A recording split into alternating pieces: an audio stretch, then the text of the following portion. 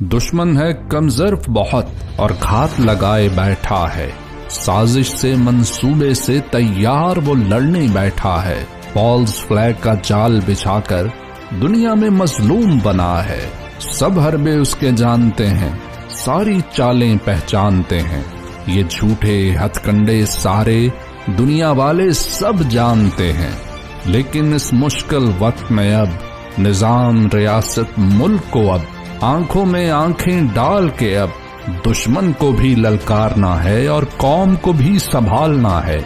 कौम जो मुल्क की शाहरग है, जमहूर जो धरती की ताकत है। इस कौम जमहूर आवाम की तो जहां पाबंद सिलासल है। वो लीडर जिसने जुर्रत से दुश्मन को जब ललकारा था, घुटनों पे लाकर छोड़ा था। पैगाम दिया था प्यार करो तो प्यार ही बदले में पाओगे, पर छुपकर जब तुम वार करोगे तो इज्जत जान गंवाओगे, पर चाहे बदले में पाओगे। इस मुल्क की शान और आन वाले, कौम की अजमत पहचान वाले राहबर की बसीरत लाजमी है। इस मुश्किल बहरानी वक्त में खान की रिहाई जरूरी है। कौम को और धरती को इमरान की जरूरत है।